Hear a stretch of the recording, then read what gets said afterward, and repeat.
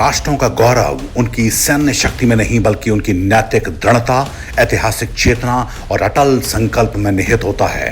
भारत जिसने 1947 में स्वतंत्रता के समावेशी, लोकतांत्रिक और धर्मनिरपेक्षता की मशाल जगाई, उसकी आत्मा पर बार बार प्रहार करने वाले कमजोर किंतु दुस्साहसी शत्रु लगातार हमला करते रहे हैं। भारत का बड़ा वर्ग पाकिस्तान को करारा जवाब देने को हमेशा कहता रहा है, लेकिन राजनीतिक दुर्बलता और वोट बैंक की राजनीति ने हमेशा अपमान को तरजीह दी। हर बार जब हमारे गौरव पर आघात हुआ, हमारे कर्णधारों ने केवल लचर बहानों का सहारा लिया। हम इस हमले की कड़ी निंदा करते हैं। यह शब्द गूंजते तो रहे, पर इनमें न तो शक्ति थी और न साहस। लेकिन समय बदला है। अब सर्जिकल स्ट्राइक होती हैं, बालाकोट होता है और operation Sindoor. When we look out at the world, Samir, we look for partners. We don't look for preachers. Particularly preachers who don't practice at home what they preach abroad. लोग पिछले कई दिनों से दलील देते रहे हैं कि युद्ध से भारत को आर्थिक नुकसान उठाना पड़ेगा और कई साल पीछे चला जाएगा। ये वही लोग हैं जो पिछले कुछ सालों की भारत की तरक्की पर सवाल भी उठाते रहे हैं, लेकिन पाकिस्तान को सबक सिखाने पर अब तरक्की की दुहाई दे रहे हैं। क्या कोई आर्थिक समृद्धि इस निरंतर अपमान को सहन करने का औचित्य ठहरा सकती है? नहीं। एक कमजोर गुंडे के सामने झुकना भारत की आत्मा का अपमान है और यह नया भारत स्वीकार करने के मूड में नहीं है।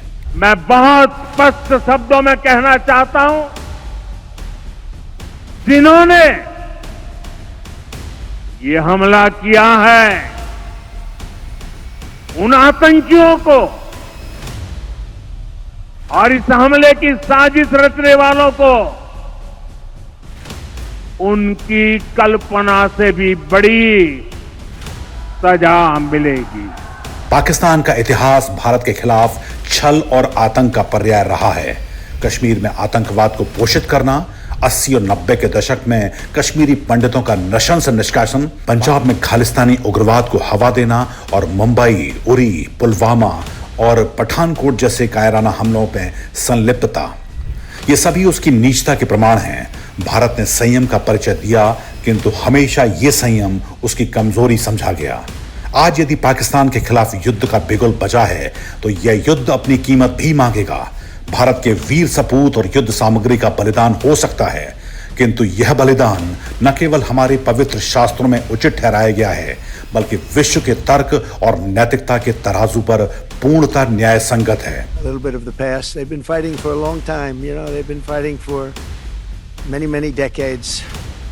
भगवत गीता में भगवान कृष्ण ने अर्जुन को उपदेश दिया और कहा कि धर्मार्थ काम मोक्षाणाम युद्धेन सनांदति। जब धर्म, अर्थ, काम और मोक्ष की रक्षा के लिए युद्ध अनिवार्य हो तो उसे स्वीकार करना क्षत्रिय का कर्तव्य है।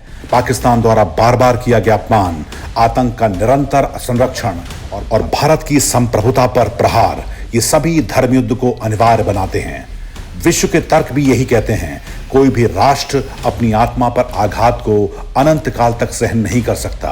जब एक कमजोर शत्रु बार बार चुनौती दे तो उसका दमन न केवल आवश्यक है बल्कि अपरिहार्य भी।